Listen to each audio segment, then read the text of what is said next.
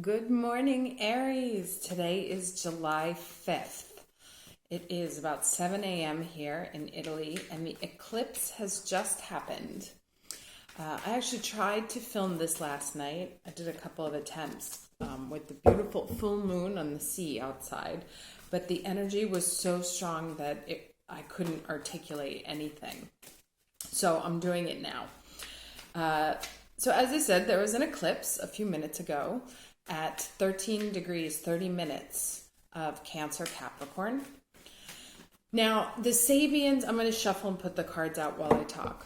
The Sabian for the sun in Cancer is a very old man facing a vast dark space to the northeast.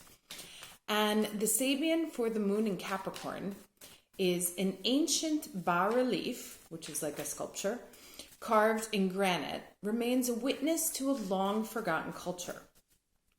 Now, this degree, at Capricorn 1330, is where there was a solar eclipse on January 2nd, 2011. So this eclipse is closing out a 9-year cycle for you, for all of us. And it's kind of asking that a very old man facing a vast dark space to the northeast, to me, talks very much about going inward, almost like looking into the abyss of the future, but remembering the past, right? Because we have an image here of the ancient sculpture carved in granite. So, and obviously there's a lot of talk about sculptures right now and statues and monuments to our history and what they mean, and do we need to keep them up to remember our history, and what purpose do they serve us going forward, as the old man, the marker of history. Interesting. Looks to the north, looks to the northeast, the future. The east is where the sun rises, the north is the future. So it's very much about talking about learning from our past in order to inform our future, right? As we face this next step, as you close out this 9-year cycle and move into a new cycle, which started with that solar eclipse 2 weeks ago at 0 point Capricorn, or 0 point Cancer, excuse me. What do you want to bring forward with you? And what lessons are we going to allow history to teach us as we look into the vast dark space of the future right now? Now, I don't know if anybody's been following. This is incredible also, because I literally just watched an hour of Kepacha's confession. I don't know if anybody's been following that sort of scandal. Remember, we got the trickery card going on a couple of weeks ago, where people are ratting each other out, making accusations. Mars is close enough to be conjunct to Chiron right now, so there's a lot of sort of wounded male energy going on.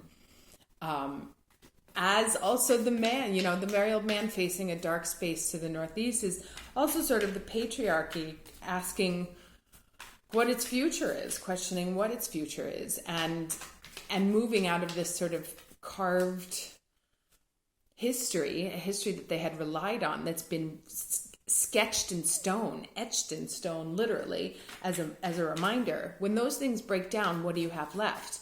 And this card here, actually, let's read it, because it was interesting. So Kepacha, who's a fantastic astrologer, I was lucky enough to have a reading with him back in 2014, actually in this house before I renovated it.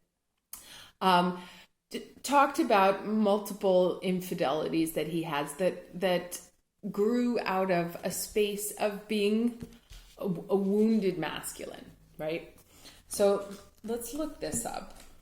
He's being accused by a bunch of his old partners of misconduct, which is funny because remember I said I got an accusation of misconduct. So there's lots of accusations of misconduct going on right now.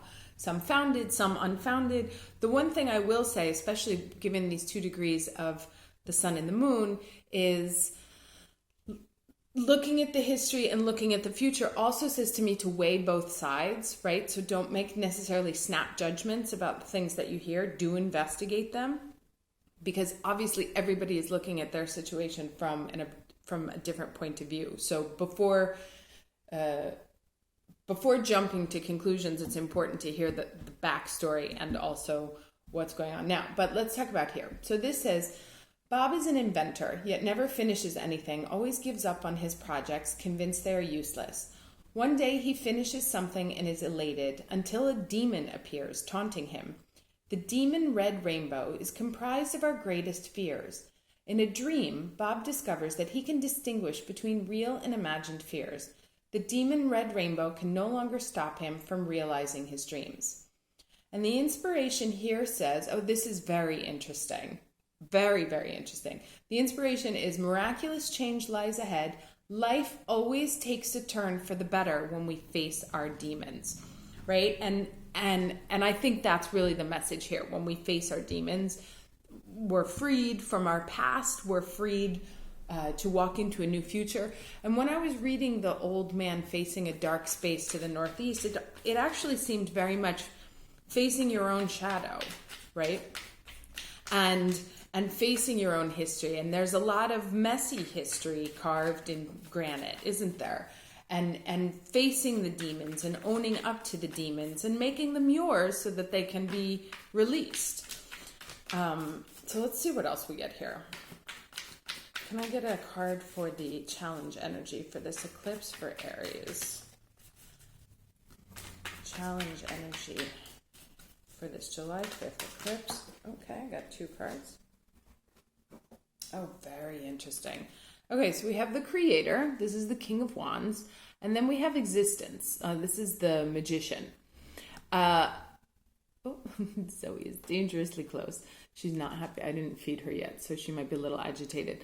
So, here's the thing about like looking into the vast dark space to the northeast and an ancient bas-relief. So there's this sort of energy about perhaps not being able to make things happen, right? This talked about not having confidence in oneself, not having faced one's demons in order to move forward. So right now you may feel like you're having a problem making stuff happen. You may have a hard time feeling powerful, feeling centered, feeling that joy for life. You may be terrified of what lies out there and what's in the unknown. Let's see how the rest of this plays out. Get one more card here. Because these are both, it's like the Magician and the King of Wands, the Creator. It's very much about, the challenge is about making it happen, right? Because a sense of insecurity that perhaps we're not good enough, perhaps we weren't loved. We may be listening too much to our own negative self-talk. We may have things that we've been ashamed of, that we've done in the past, that live like carved sculptures on our soul. Can I get the lesson for Aries at this July 5th eclipse? What lesson? Okay, I'll take that one. Okay. The Fates in Reverse. So the Fates in Reverse talks about things not necessarily working out the way you had expected. Things not going according to plan. However, that there is sort of a hand of destiny involved in this to course correct you. So let's just read this real quick. Yes, so it is difficult to understand why painful things happen to good people. Fate is a mystery after all. Yet what we do with our circumstances, the way in which we respond to life's challenges, is how we rise up to greet our destiny. Now is one of those times to be aware of your powerlessness to change certain situations and surrender to acceptance. Hang in there, life will only get better. Act as if you believe that, for the only thing you can control right now is your attitude. When you align with the fates, being mindful of what you can and cannot change, serenity will come to you. And this has been kind of coming up over the last couple of weeks too, that,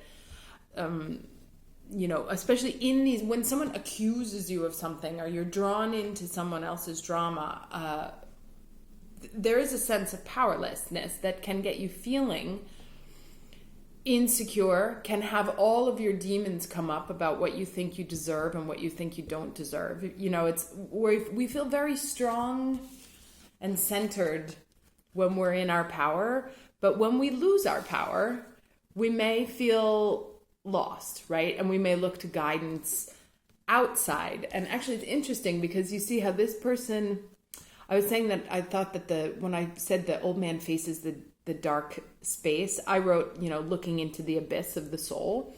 And so here it's like we may be looking outside for the answer, and this suggests that the answer is actually inside. And it's about learning how to channel the demon into the fire, right? To face your demons, to whether they be external or internal, understanding that they have come to you as a course corrector. They have come to you. Right now is very much about rendering us powerlessness to see what we do, what new form of power we create for ourselves. Or do we collapse under the pressure of what's coming into us? You know, the very famous saying that you can't control what happens to you, but you can control how you react. So this is very much about going through difficult times and being willing to face the demons in your soul, in your heart, in your history, in your universe, in order to master them, face them, accept them, release them, to sort of harness that power of the creator and harness the power of the magician, right? It's kind of like, I don't remember where I wrote this, but when things, you know, you have one bad thing that happens to you, you can freak out. You have two bad things that happen to you, you fall apart. You have three, you have four, you get to a certain point where you detach. You actually turn into Zen, because, and this is what I was saying before, like I'd had so many things come at me at once all of a sudden, and then I got this other accusation of misconduct, and I was like, I can't let it take over. I will do what I have to. I will defend myself appropriately. I have all the documents to do so. And what will be, you know? So it's kind of releasing that in the state of powerlessness, getting back your power by detaching from the demon, right? From the worry, from the fear. And taking back your power by saying, I'm centered. I will accept whatever comes to me because I know I'll be able to get through it no matter what. And this, I kind of feel like has been the lesson for the last 9 years for Aries, because we have taken a beating. And it's not done yet, but I feel like the majority of it is, you know, as I said in my last reading, these are very hard eclipses, the Capricorn and Cancer ones. And they're done now. So let's get 2 cards here, beginning and ending period. Okay. So there's the stuck in the mud. So I feel like this speaks to the energy you may be feeling, perhaps stuck, not knowing where to go forward. I think I wrote in a reading a couple weeks ago about emotional quicksand. You know, and to be careful about how deep you get into things because they can sort of suck you in. And then one more card for the ending energy, please.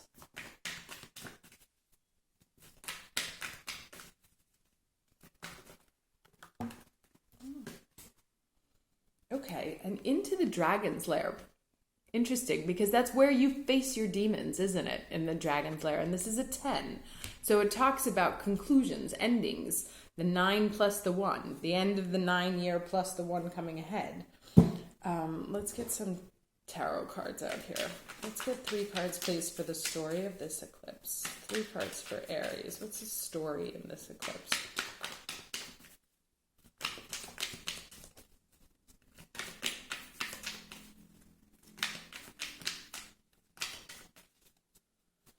Three cards, please, for Aries, July 5th eclipse.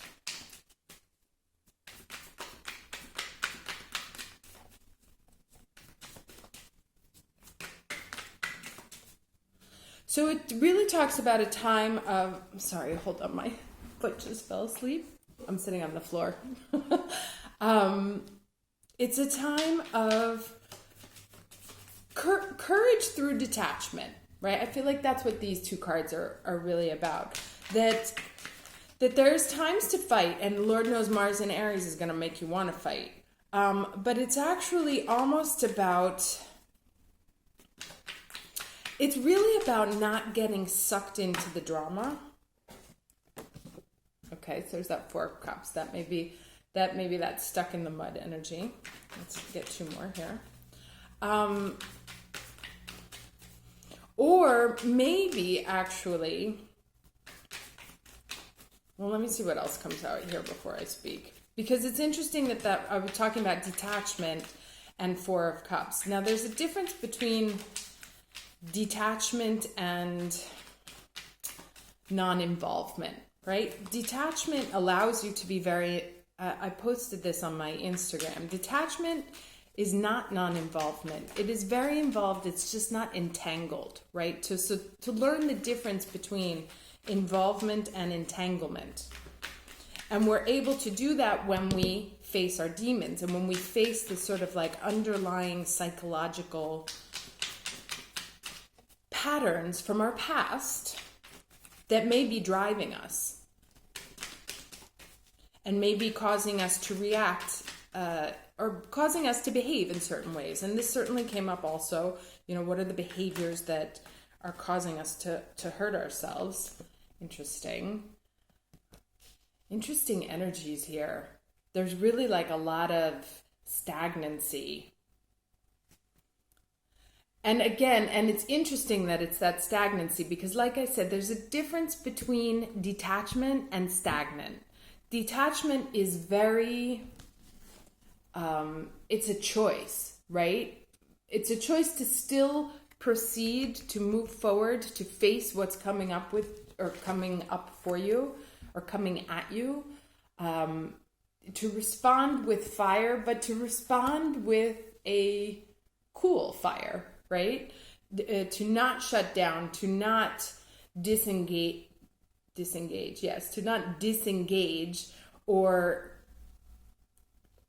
feel pulled by the, stuck in this endless loop of up and down, but to be able to put the pentacles down and wait in, it's like these two guys, so all the cards on the table are still, right? But there's two kind of different stillnesses. This is a very powerful and peaceful stillness. This is a very anxious and stuck stillness. So learning the difference between being still and being stuck, to me, is part of the message here. Oh, one last card. Yes, and there it is. Okay, and so it's like, as you move valiantly, and the placement of these two is obviously not a mistake. As you move, find your courage, still seated, right? He's not running. It's a different kind of movement, but from a different position, from a different vantage point, looking at things not stuck on the ground, but from a higher perspective, and being able to sort of move confidently into the dragon's lair, knowing that you have the strength, have the ability, have all the magician's tools to come out victorious on the other side. But the process requires that you go through. This actually says to me that this little triangle here, that this may be what you're moving towards, like the sense of why you're feeling stuck and why you're feeling unable to create or make happen what you want to have happen, and why unpleasant things seem to be coming at you, is because they're really asking you here to be brave and to face the demons, to look into that dark abyss of your soul, the dark abyss of your history. What statues, monuments, sculptures of past experiences have you carved that are no longer necessary? What of your own personal statues have you created in your landscape that need to be taken down? And that's also quite interesting because, we've been seeing in the United States and around the world all these sort of victorious masters of war being taken down because they were on the wrong side of history, right? We know that now. Obviously, hindsight is 2020. I mean, we knew that then, but and so it's really about to come out of this sense of stagnancy and move into a place of Zen-like detachment, where you can move fluidly through what comes at you without letting it take over you or shut you down. That the eclipse is bringing a moment for us to valiantly face ourselves, our demons, our past, and fight head deep into the dragon's lair to fight our shadow, or to face our shadow, and to look into the dark abyss, into that dark space, because it is, since it's in the northeast, the old man facing a vast dark space to the northeast, this is the Cancer one, is about rewriting our future, taking a look into the past to understand how to rewrite the future. Now let me get a card of advice here. So yeah, I would say all the crappy shit that's coming up for us right now, the challenges you may be facing, people who may be making accusations to you, any place you're feeling powerless, it's asking you it's done on purpose as a course corrector to break you free from this sense of stagnancy, feeling stuck, feeling powerless, feeling in an endless loop. And the way through it, the way to the magician, the existence, the fire-based creator, is by going deep into your own dragon's lair of personal fears, personal insecurities, and facing them courageously, and that Six of Wands is victorious in the end. So it doesn't, if you sent this guy into the dragon's lair, you might be in trouble. But this guy looks well equipped, doesn't he? And this sort of speaks to me of also like this magician card. You have what you need to face it. You've learned your lessons these last 9 years, and this is the 10, right? So these last 9 years have all been leading up to sort of this last space of you very confidently moving towards and facing the demons that would have once brought you down or would have once kept you stuck. And now you're able to head into the darkness and still come out victorious, right? These are the two. This to me is also like the beginning and the ending energy. You head into the darkness and you still come out victorious. Heading into the darkness to seek the great light that lies within. And you see here, it's like transmuting this energy. Here, what he has inside, there's the potential to shine, but it's really engulfed in a lot of shadow energy, engulfed in a lot of fear, engulfed in a lot of demons. And here he's been able, what makes him rise to this powerful position from being a very defended, and look at those crossed arms thing there, protected, defensive being, to very open and powerful being, able to channel their own fire, is that he's willing to walk forward and take a look at the darkness. It's really about battling the shadow energy right now to come out on the other side more powerful, right? That you find your power, and this is very Pluto, you find your power. And there's also a Jupiter, Saturn's back in Capricorn, and there's a Pluto-Jupiter conjunction. So very powerful, and a big fat board meeting at the top of the chart. This is very much about taking your power away so that you find it again. And you find it again by not being afraid of your demons anymore. And the only way you can not be a friend of your demons, or not be a friend and not be afraid of your demons, is by facing them. You take the power away from your fears when you face them. There's a therapy that's used in psychology called exposure therapy, where whatever it is that you're most afraid of is what you have to spend time with.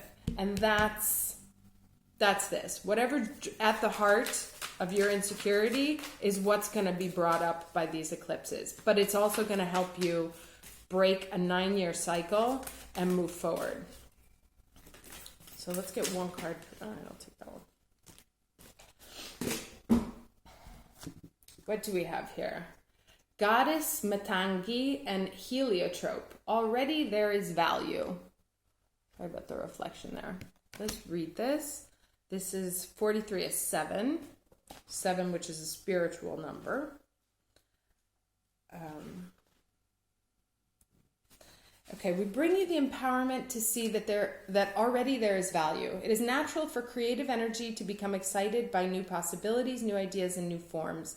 It is also possible, however, for creative energy to become engaged in liberating the undiscovered value within that which already exists, polishing it until it shines with divine light. Okay, interesting twist on that. Sometimes there is a need to shed the past and all associated with it completely, starting afresh. However, at other times, there is something of value from the past that can, if allowed to bask in the light of your creativity, amazing, become very valuable for your future. In your enthusiasm to move forward in life, don't forget to take the value that already exists in your world along with you. Very interesting, especially since we're talking about, there's that Sabian about the ancient bas-relief carved in granite, right? So it's, and deciding what of our future we want to bring forward with us, which are the sculptures, the statues we've erected to our past, which ones need to come down and which ones need to come forward. So basically this also says that in this process of moving forward and facing your demons, that you actually don't have to throw out the baby with the bathwater, that what you need is not necessarily outside of you. And this was what I was saying at the beginning, like perhaps you're looking for a whole new solution or something that's outside of you, when part of the process is really just about polishing off these old hurts and turning them into new fire, right? So yes, there will be a process of burning down some of the past, but some of it you're going to need to take with you, carrying that wand forward, right? But how to turn this feeling stuck into, like, spin it into gold. And heliotrope, that's interesting, that because that's sunstone. Okay, so yes, so about finding power through your powerlessness, ending a 9-year cycle, understanding that the things that are happening to you that are taking away your power are there to help you transmute this energy, to force you to look into the dark and make a map for the future. Understanding the lessons of the past and how they're going to inform your future. Understanding the difference between detachment and disengagement. And how to learn non-involvement, which doesn't mean, how to learn detachment, meaning that it doesn't mean not being involved, it means not being entangled. And having the courage, once you get to a certain point of feeling on the ground and stuck so much, it actually gives you the courage to face what's lying for you in the dragon lair, so that you can, in that process, face your demons, polish off that tainted, damaged, fearful heart, and turn it into a very powerful internal fire, allowing you to create whatever you want, whatever vision you have in your vast dark space of a northeastern future. Okay, hope this was helpful, and I wish you a very happy eclipse season. We are done with them. We have a couple more weeks to let the energy settle, but we are done. So we should be having a more peaceful end of July and a very peaceful August. I will talk to you soon. Bye.